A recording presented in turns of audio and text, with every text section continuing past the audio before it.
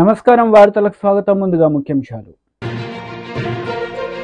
వారాహి విజయభేరి సభలో పాల్గొన్న పవన్ కళ్యాణ్, సీఎం జగన్ పై పలు విమర్శలు.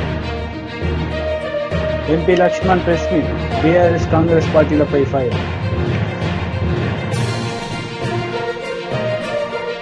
ఎన్నికల సందర్భంగా సీఎం వైఎస్ జగన్ మేమంతా సిద్ధం బహిరంగ సభలో పాల్గొన్నారు. ఈ సందర్భంగా పలు అంశాలపై ఆయన ప్రసంగించారు. రాజంపేటకు సంబంధించి పింఛా ప్రాజెక్టు దాదాపుగా 90% పనులు ఇప్పటికే అయిపోయి చేశాం. అన్నమయ్య ప్రాజెక్టు రేపొద్దున పూర్తి కావాలన్నా గాలేరు నగరీ కాలువ పనులు రైల్వే కోడూరు వరకు పూర్తి చెయ్యాలన్నా, ఇవన్నీ జరగాలన్నా ఏం చేయాలి?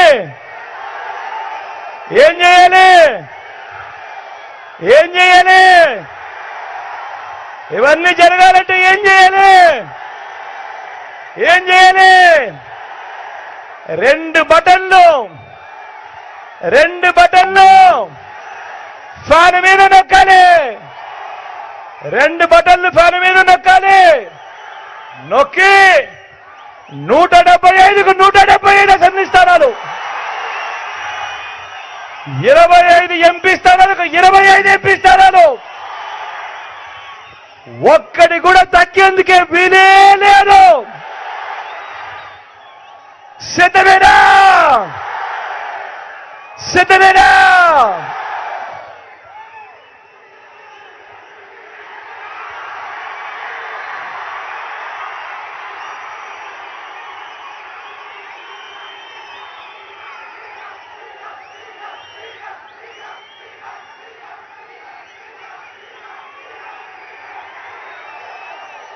ఇక్కడో అక్కడో ఎక్కడో మన గుర్తు తెలియని వాళ్ళు ఎవరైనా ఉంటే, అన్నా మన గుర్తు ఫ్యాన్, తమ్ముడు మన గుర్తు ఫ్యాన్, అక్క మన గుర్తు ఫ్యాన్, చెల్లెమ్మ అక్క మన గుర్తు ఫ్యాన్, మన గుర్తు ఫ్యాన్ అమ్మా, అక్క మన గుర్తు ఫ్యాన్, అక్క పెద్దమ్మలు అవ్వలు మన గుర్తు ఫ్యాన్, తాతలు మన గుర్తు ఫ్యాన్. మంచి చేసిన ఈ ఫ్యాన్ ఎక్కడుండాలి? ఇంట్లోనే ఉండాలి. చెడు చేసిన సైకిల్ ఎక్కడుండాలి? ఇంటి బయటే ఉండాలి. తాగేసిన టీ గ్లాస్ ఎక్కడుండాలి? సింక్లోనే ఉండాలి.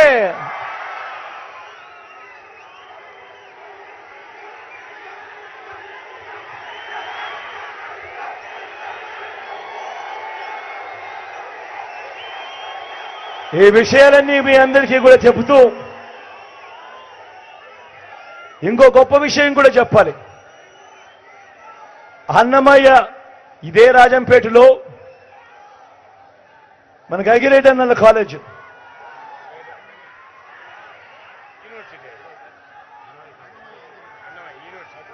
మన అన్నమయ్య కాలేజీను top 100 universities in the globe, అంటే ప్రపంచంలో టాప్ 100 యూనివర్సిటీస్ తో మన అన్నమయ్య కాలేజీను టైఅప్ చేయించి అన్నమయ్య కాలేజీను ఒక యూనివర్సిటీగా మీకు మీ జిల్లాకు ఇవ్వడం జరిగింది, రాజంపేట హెడ్ క్వార్టర్స్ గా. ఇది నిజంగా మన పిల్లలు ప్రపంచంలోని టాప్ 100 యూనివర్సిటీస్ లో భాగస్వామ్యమైన అన్నమయ్య యూనివర్సిటీలో మన పిల్లలు డిగ్రీలు తీసుకుంటారు. ఇది నిజంగా రాజంపేట చరిత్రలో ఒక పెద్ద హిస్టరీలో నిలబడిపోయే అంశం కని కూడా ఈ సందర్భంగా సగర్వంగా తెలియజేస్తా ఉన్నాను. ఈ విషయం కూడా చెబుతూ నా పక్కన అమరన్న నిల్చొని ఉన్నాడు.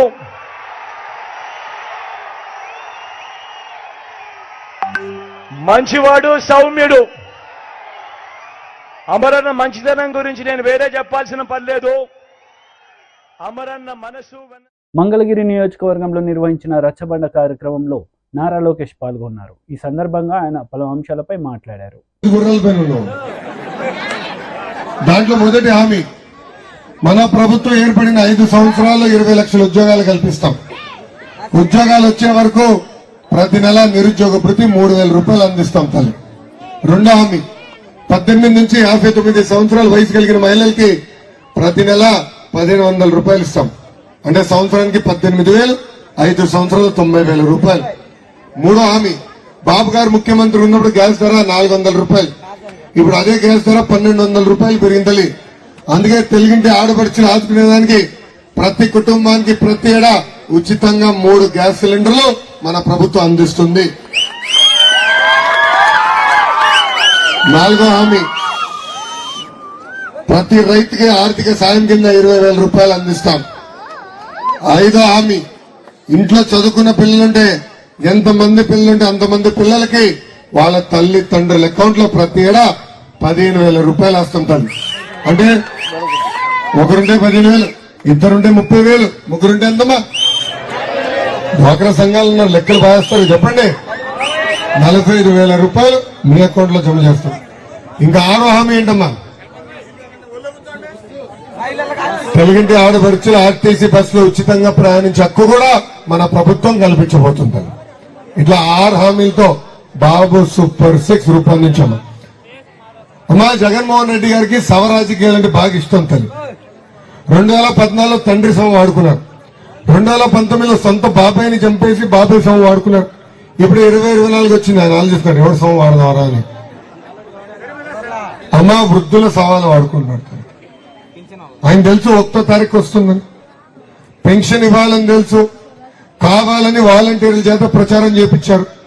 అది తెలుసుకుని ఎలక్షన్ కమిషన్ ఏకంగా వాళ్ళని దూరంగా పెట్టారు కార్యక్రమాలకి. 1వ తారీఖు వచ్చింది, పెన్షన్ ఇవ్వాలి. కేవలం 10% నిధులే సచివాలయం పంపించారు. వృద్ధులందరూ క్యూ కట్టారు సచివాలయం ముందల, కానీ డబ్బులు ఇవ్వలా. మొదటి రోజు ఎండ దెబ్బలకి మొదటి రోజు 32 మంది వృద్ధులు చనిపోయారమ్మా. అందుకే వృద్ధులకి నేను హామీ ఇస్తున్నా, మన ప్రభుత్వ అధికారంలోకి వచ్చిన వెంటనే 3,000 రూపాయల పెన్షన్ ని 4,000 రూపాయలు చేసే బాధ్యత మేము తీసుకుంటాం. వాలంటీర్ వ్యవస్థ కొనసాగిస్తాం. కేవలం పెన్షన్ కాదు, ఇతర సంక్షేమ కార్యక్రమాలు నేరుగా మీ గడపకు అందించే బాధ్యత కూడా మేము తీసుకుంటాం. తల్లి ఎన్ని సాధించాలంటే మీరేం చేయాలి? తల్లి ఏం చేయాలి? తల్లి మనకి 2 ఓట్లు ఉంటాయి. మొదటి ఓటు ఎంపీ గారికి, రెండో ఓటు ఎమ్మెల్యే అభ్యర్థికి. ఎంపీ అభ్యర్థి గారి గురించి కూడా ఒక 2 మాటలు చెప్పాలి. తెలుగుదేశం, జనసేన, భారతీయ జనతా పార్టీ బలపరిచిన ఎంపీ అభ్యర్థి పెమ్మసాని చంద్రశేఖర్ గారు. ఆయన ఒక పారిశ్రామికవేత్త. 2014లో నర్సరావుపేట ఎంపీగా పోటీ చేయాలని వచ్చినప్పుడు కొన్ని కారణాల వల్ల టికెట్ ఇవ్వాల. ఆయన తిరిగి వెళ్లి 5 కంపెనీలు స్థాపించాడు, అద్భుతంగా సక్సెస్ అయ్యాడు. దర్జాగా బతకెళ్లిన వ్యక్తి. కరెక్ట్ గా సంవత్సరం క్రితం మళ్ళీ వచ్చారు. నేను ప్రత్యక్ష రాజకీయాల్లోకి రావాలనుకుంటున్నాను అని చెప్పా. ఈ ఎండలు మీరు తట్టుకోలేరని, ఈ దుమ్ము ధూళి మీ వల్ల అవుదని. లేదు, నా ఆలోచనలు నేను నా కంపెనీ కోసం వాడా. BJP MP Laxman press meet నిర్వహించారు. ఈ సందర్భంగా ఇరు పార్టీలపై ఆయన మండిపడ్డారు. ఈ రకంగా సనాతన ధర్మాన్ని కించపరిచినవి కాదు. ఈ శామ్ పిట్రో ఏ స్థాయికి ఇంకా దిగజాడి మాట్లాడాడంటే, రాజ్యాంగం నిర్మాణంలో బాబాసాహెబ్ అంబేద్కర్ గారి యొక్క సహకారం కంటే, కాంట్రిబ్యూషన్ కంటే నెహ్రూ గారిది గొప్పదని, నెహ్రూ గారిది ఎక్కువ పాత్ర ఉందని చెప్పి అంబేద్కర్ గారిని అవమానపరిచే విధంగా వ్యాఖ్యానిస్తే కాంగ్రెస్ పార్టీ చోద్యం చూస్తున్నదంటే ఇది కాంగ్రెస్ యొక్క రహస్య ఎజెండాలో భాగం కాదా? దానికి అనుగుణంగానే అంబేద్కర్ గారు పోటీ చేస్తే కాంగ్రెస్ ఓడించిన చరిత్ర, అంబేద్కర్ గారి చిత్రపటాన్ని పార్లమెంట్ సెంట్రల్ హాల్లో వారు పెట్టకపోవడము, భారత్ రత్న ఇవ్వకపోవడము, ఇవన్నీ దేనికి సంకేతం? పిట్రోడ వ్యాఖ్యలకు మీ యొక్క పనితీరుకు అద్దం పడుతూ ఉన్నది. అంటే అంబేద్కర్ గారి కంటే నెహ్రూ కాంట్రిబ్యూషనే ఈ రాజ్యాంగ నిర్మాణంలో ఎక్కువగా ఉందని. అందుకనే ఈ యొక్క అంబేద్కర్ గారి యొక్క మేధస్సు తెలివితేటల ముందు నెహ్రూ మరి సరిపడనే ఒక దుగ్ధతతోనే కాంగ్రెస్ పార్టీ ఆనాడు బాబాసాహెబ్ అంబేద్కర్ని ఎన్నికల్లో ఓడించింది. ఆనాడు డాక్టర్ శ్యామాప్రసాద్ ముఖర్జీ అదే అంబేద్కర్ గారిని పశ్చిమ బెంగాల్ నుంచి గెలిపించడానికి బాధ్యత తీసుకున్న ఆనాడు భారతీయ జనసంఘ నాయకుడు డాక్టర్ శ్యామాప్రసాద్ ముఖర్జీ. కాబట్టి ఇలాంటి అనేకమైన అంశాలు, పుల్వామా లాంటి దాడులు ఈ సహజంగానే జరుగుతూ ఉంటాయి. దాని గురించి పెద్దగా ఆలోచన చేయాల్సింది ఏంటంటూ పెట్రోడా గారి వ్యాఖ్యలు. ఎప్పటికప్పుడు ఇటువంటి సంఘటనలు జరుగుతూనే ఉంటాయి ప్రపంచంలో. వాట్ ఈజ్ న్యూ అన్నట్టు మాట్లాడతాడు. అని 8 మంది వచ్చి ముంబై మీద దాడి చేస్తే, ఈ కసబ్ లాంటి వ్యక్తులు 8 మంది దాడి చేస్తే మొత్తం పాకిస్తాన్ను ఇవాళ తప్పు పట్టడం ఏమిటి అని ప్రశ్నిస్తూ ఉంటాడు. ఎవరో 8 మంది చేస్తే దానికి పాకిస్తాన్ ముడిపెట్టి మొత్తం పాకిస్తాన్ నిందించడం ఎంతవరకు సబబని ప్రశ్నిస్తూ ఉన్నాడంటే వీరి రాజకీయం ఏ స్థాయిదో. రేవంత్ రెడ్డి గారు, నువ్వు కొత్తగా కాంగ్రెస్ పార్టీలో చేరు. కాంగ్రెస్ యొక్క చరిత్ర, కాంగ్రెస్ యొక్క రహస్య ఎజెండా తెలుసుకొని మునిగితే బాగుంటుంది, లేకపోతే పుట్టి మునిగిపోతుంది వాళ్ళు. అందుకనే అనేక సందర్భాల్లో కాంగ్రెస్ నాయకులు సర్జికల్ స్ట్రైక్స్ గురించి, ఎయిర్ స్ట్రైక్స్ గురించి, మన సేనలను కించపరిచే విధంగా, అవమానపరిచే విధంగా ఏ రకంగా మాట్లాడారో మీరు చూస్తూ ఉన్నారు. ఈరోజు పాకిస్తాన్ రాహుల్ గాంధీకి ఇవాళ మద్దతుగా నిలబడుతున్నది, రాహుల్ గాంధీ కొనియాడుతున్నంటే దీన్ని బట్టి ఆలోచన చేసుకోవాలి. అంటే మీకు పాకిస్తాన్ మీద ఉన్న ప్రేమ జన్మభూమి అయినటువంటి దేశం పట్ల లేదనేది ఇది రూఢి అవుతుంది. రెండోది ఇంకొకటి, ఇదే శామ్ పిట్రోడా 2019లో ఒక వివాదాస్పదమైన వ్యాఖ్యలు చేస్తాడు. అంటే ఈ రకంగా రెచ్చగొట్టి adding fuel to the fire అన్నట్టు 1984లో సిక్కు అల్లర్లు జరిగినప్పుడు దాని గురించి ప్రశ్నిస్తే ఏమంటాడు? ఉవాతో ఉవా అయిందేమో, జరిగిందేమో, అయితే ఏంది అంటే మొత్తం ఆ సిక్కు సమాజానికి క్షమాపణలు చెప్పి ఆ జరిగినటువంటి ఆ జినోసైడ్ ఏదైతుందో. వైఎస్ఆర్సీపీ మహిళా విభాగం రాష్ట్ర అధ్యక్షురాలు పోతుల సునీత మీడియా సమావేశం నిర్వహించారు. ఈ సందర్భంగా టీడీపీ నేతలపై ఆమె మండిపడ్డారు. రాష్ట్రంలో ప్రశాంతంగా ప్రచారం జరుగుతున్నటువంటి సందర్భంలో దాడులు జరిపిస్తున్నాడంటే ఆయన డైరెక్షన్ లోనే ఈ రోజు దాడులు జరుగుతున్నాయి రాష్ట్రంలో.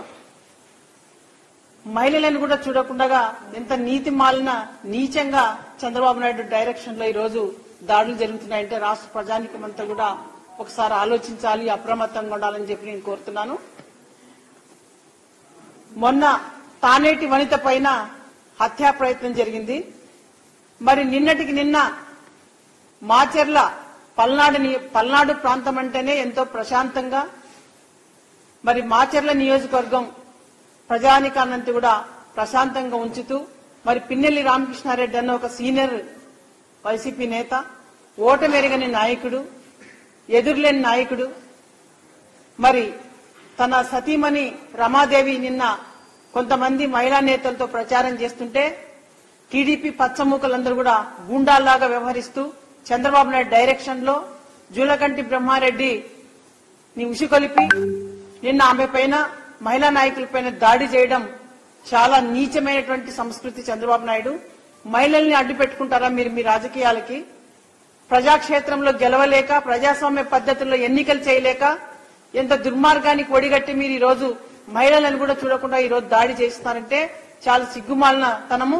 మరి ఏదైతే మీరు నిన్న మహిళల పైన కర్రలతోనా సీసాలతోనా దాడి చేసి వాళ్ళ తలలు పగలగొట్టి రక్తం చూశారు, మహిళల రక్తం చూశారు, ఖచ్చితంగా వాళ్ళు కన్నెర్ర చేస్తే మీ ఓటమి తప్పదు. చిత్తుగా ఓడించేది మిమ్మల్ని రాష్ట్రంలో మహిళామ తల్లులు అనేది చంద్రబాబు నాయుడు గుర్తుపెట్టుకోవాలా. ఎందుకు మాట్లాడుతున్నానంటే చంద్రబాబు నాయుడు నేపథ్యం ఏనాడు కూడా మహిళల్ని గౌరవించింది కానీ లేదు, వాళ్ళని అభివృద్ధి పరిచింది కానీ లేదు. మోసం చేసిన నైజమే చంద్రబాబు నాయుడు. కాబట్టి మహిళలంటే చంద్రబాబు నాయుడుకి లెక్కలేదు. కాబట్టి మహిళా నేతలపైన, మహిళా అభ్యర్థులపైన, ప్రశాంతంగా ప్రచారం చేస్తున్నటువంటి మహిళలపైన దాడులు చేయించడం చాలా నీతిమాలిన చర్య. చంద్రబాబు నాయుడు, మీకు వయసు అయింది కానీ మీకు బుద్ధి లేదు కొంచెం కూడా. మీకు నిజంగా పిచ్చి పట్టింది. ఏది పడితే అది మాట్లాడడం, ఎట్లా పడితే అట్లా అరవడం రాష్ట్రంలో చూస్తున్నారు ప్రజలు. నీ మేనిఫెస్టో కూడా బోగస్ మేనిఫెస్టో. అది నిన్న ఆంధ్ర రాష్ట్ర ప్రజలందరికీ కూడా విజ్ఞప్తి చేస్తున్నాను, ఆ బోగస్ మేనిఫెస్టో నమ్మొద్దండి. గోబెల్స్ ప్రచారం అది. చంద్రబాబు నాయుడు అన్ని కూడా ముందు నుంచి గోబెల్స్ ప్రచారమే. ఏదో ఒక దుష్ప్రచారాలు చేసి పచ్చ మీడియాను అడ్డం పెట్టుకుని రాజకీయాలకు రావాలని చూస్తున్నాడు తప్పితే ప్రజాక్షేత్రంలో వాళ్ళకి ప్రజల దగ్గర ఎలాంటి గౌరవం గాని, ప్రజల దగ్గర ఎలాంటి భరోసా లేదు చంద్రబాబు నాయుడుకి.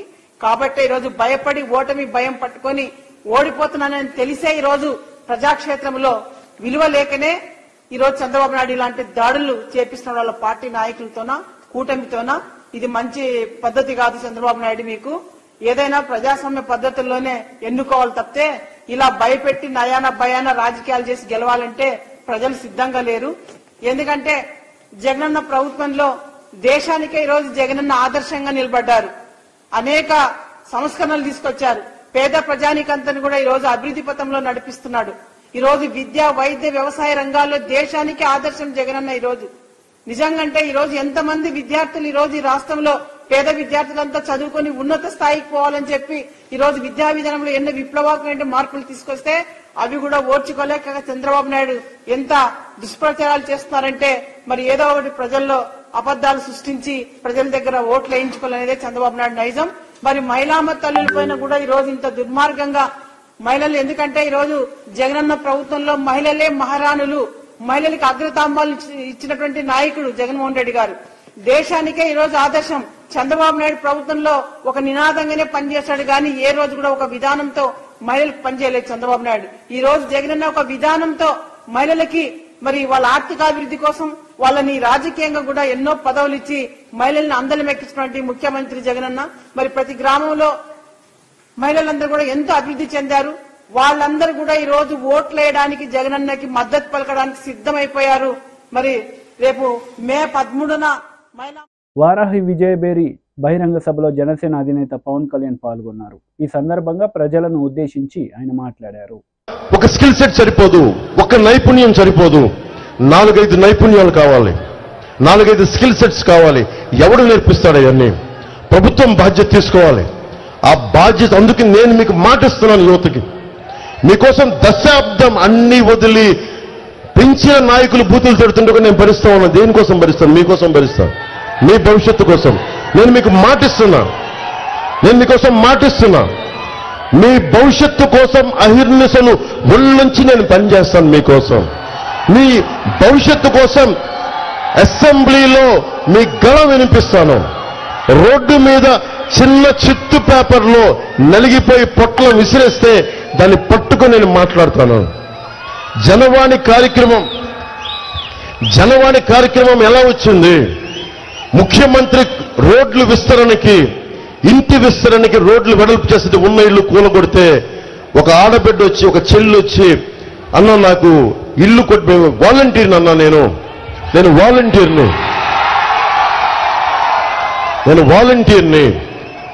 నేను వైసీపీ వాలంటీర్ని, మాకే దిక్కు లేదని ఇల్లు కొట్టేశారు, ప్రత్యామ్నాయం చూపించలేదంటే అమ్మాయి నాకు కంప్లైంట్ చేసిన 3వ రోజు 4వ రోజు బెదిరింపులు స్టార్ట్ చేశారు. ఎందుకు ఇల్లు నేను అంటే వాళ్ళ అన్నయ్యకి బెదిరింపులు ఇచ్చారు, చంపేస్తామని చెప్పారు.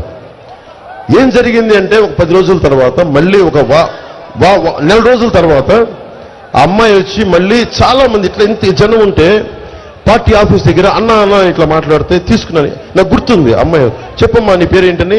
ఎందుకని పేపర్ తీసుకుంటే, అన్న ఒకసారి నీతో మాట్లాడాలి 5 నిమిషాలు అంటే 5 నిమిషాలు వెళ్తే దీనివల్ల నీకేం ఆనందం వస్తుంది? దీనివల్ల అంటే నా కోరిక ఏంటంటే, నా విన్నపం ఇది ప్రధానమంత్రి గారి మీద విసిరేశారు. ఉత్సాహం ఉండాలి కానీ ఇబ్బంది పెట్టేలా ఉండకూడదు. నా రిక్వెస్ట్ ప్లీజ్. నా భయం వేసింది. నన్ను ప్రధానమంత్రి గారి మీద అందరూ ఎర్రతో వాళ్ళు గబుక్కుని ఉత్సాహం విసిరేస్తుంటే, అరే ప్రపంచంలో అత్యంత పవర్ఫుల్ నాయకుడు మనం తక్కువ చేయకుండా మనం ఆయన్ని గౌరవించాలి. మనం జెండాలు పట్టుకొని నేను విషయాన్ని అర్థం చేసుకుంటా. నాకు తెలుసు సలసలసల కాగే రక్తం ఏం చేస్తా అన్న ఇటు చూడని చెప్పడం. మీరేం చేయాలి? తువ్వాళ్ళు ఇలా ఓపండి, తువ్వాళ్ళు ఓపండి. ఆనందం ఇసరటం వల్ల అది మన సంస్కారంగా, అది మటుకు దయచేసి నా రిక్వెస్ట్. మీ ఉత్సాహం కాదన్న. మళ్ళీ విషయానికి వద్దాం.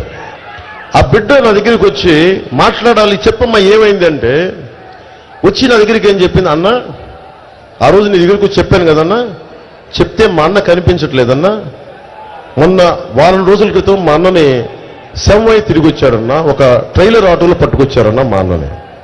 ఏం జరిగిందమ్మా అన్న ఆ రోజు నీకు వచ్చి కంప్లైంట్ చేయగానే చాలా బెదిరింపు కాల్సి వచ్చినాయి అన్న, మా అన్నని బెదిరించారన్నా. సాయంత్రం సండేకి వెళ్ళి ఆదివారం అన్న రోజున ఆదివారం ఇంటికి వెళ్ళి చేపలు కొనుక్కొస్తానని మార్కెట్కి వెళ్ళాడన్నా, ఇంటికి రాలేదన్నా. మధ్యాహ్నం రాలేదన్నా, సాయంత్రం రాలేదు. నెక్స్ట్ డే 24 గంటల తర్వాత నేను ఒంగోలుకి వెళ్ళిపోయానని ఫోన్ చేశాడంట. ఎందుకు వెళ్ళిపోయాను అన్నయ్య నా వాళ్ళ అన్నయ్యని అమ్మాయి అడిగితే నేను చెప్తానులే అంటాడు. 72 గంటల తర్వాత అబ్బాయి శవమై ట్రైలర్లో పట్టుకొచ్చి వదిలేసి వెళ్ళిపోయారు. అమ్మాయి భయపడిపోయింది, తల్లి ఆ బిడ్డ వాళ్ళ అన్నయ్య. అన్నం చంపేశారు. పోలీసులు దాని మీద రెస్పాన్స్ ఇవ్వలేదు. నేను మాట్లాడితేనేమో తెలుసు కదా ప్రభుత్వం ఎలా ఉంటుందో, దాని మీద ఖాతరు చేయలేదు. నేను చెప్తున్నాను మీకు, ఆ కేసు తిరిగి రీఓపెన్ చేయిస్తాను. ఆ బిడ్డ ఏడుపు నేను మర్చిపోలేను, ఆ చెల్లెలు ఏడుపు నేను మర్చిపోలేను. రీఓపెన్ చేయిస్తాను ఆ కేసు. అలాగే ఎందుకు చెప్తున్నాను ఈ మాట అంటే, జనవాణి కార్యక్రమం అలా ప్రారంభమైంది. నేను వినటానికి రెడీగా ఉన్నాను. మన పశ్చిమ నియోజకవర్గం ఉంది, ఇక్కడ మనకి సమస్య ఉంది. మన నాయకుల్ని పంపిస్తాను, వెళ్ళిపోయిన నాయకులను వదిలేద్దాం, కొత్త నాయకులు తయారు చేస్తాం, మీలో నుంచి పుట్టిస్తాం నాయకుల్ని. మనం ఉన్న నాయకుల్ని ముందుకు పైకి తీసుకొస్తాం. మీ సమస్యకి ఆయన ఎమ్మెల్యేగా ప్రమాణ స్వీకారం చేయబోతారు కొద్ది రోజుల్లోనే, మనకి జూన్లో. నేను తీసుకెళ్తాను, ఆయన ఎలాగ చేస్తారు ఆయనకి చెప్పక్కర్లా. కానీ ప్రత్యేకమైన అభ్యర్థులు ఏదైనా ఉంటే జనసేన దృష్టికి తీసుకురండి. మీరు హిందువులా, ముస్లింలా, క్రిస్టియన్నా, ఏ కులం, బీసీ, ఎస్టీ, కాపు, మీరు ఏ కులమైనా కానివ్వండి, మీకు అన్యాయం జరిగింది, నాకు ఇది కావాలి, ఈ సమస్య ఉంది అని మా దృష్టికి తీసుకురండి. భారతీయ జనతా పార్టీ నాయకుల దృష్టికి తీసుకెళ్ళండి, తెలుగుదేశం నాయకుల దృష్టికి తీసుకెళ్ళండి. మేము వచ్చి మీకు నిర్విరామంగా, నిస్వార్థంగా పనిచేయడానికి సిద్ధపడి ఈ రోజున వారాహి మీద మనకి వారాహి తల్లి ఆశీస్సులతో మీ ఎదుటిగా నిలబడి మేము మాట్లాడుతున్నాం, మీకు మాటిస్తున్నాం. అలాగే యువతకి ఫీజు రీయింబర్స్మెంట్ చేయాల 2,300 కోట్ల రూపాయలు. డబ్బు ఎలా వేస్ట్ అవుద్ది చెప్పండి? డబ్బు ఎలా వేస్ట్ అవుద్ది? 2,000 గొంతు పోతుంది, అరవకండి, గొంతు పోతుంది. 2,300 కోట్ల రూపాయలు రంగులు వేసేందుకు 1,300 కోట్లు గవర్నమెంట్ భవనాలకి. మీరందరూ యువత కదా, మీరు ఆలోచించండి. ఎప్పుడన్నా కేంద్ర భవనాలకి పార్టీ మారినప్పుడల్లా కేంద్ర భవనాలకి దశాబ్దంగా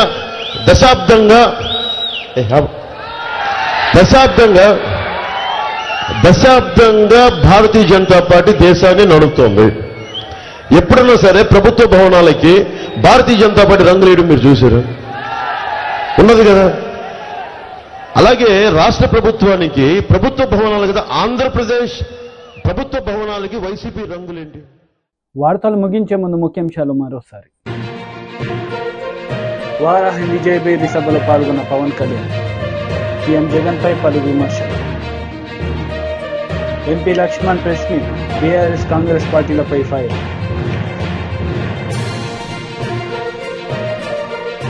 ఈ వార్తలు ఇంతటితో సమాప్తం. తిరిగి ప్రసారమయ్యే వార్తల్లో మళ్ళీ కలుద్దాం. అంతవరకు సెలవు, నమస్తే.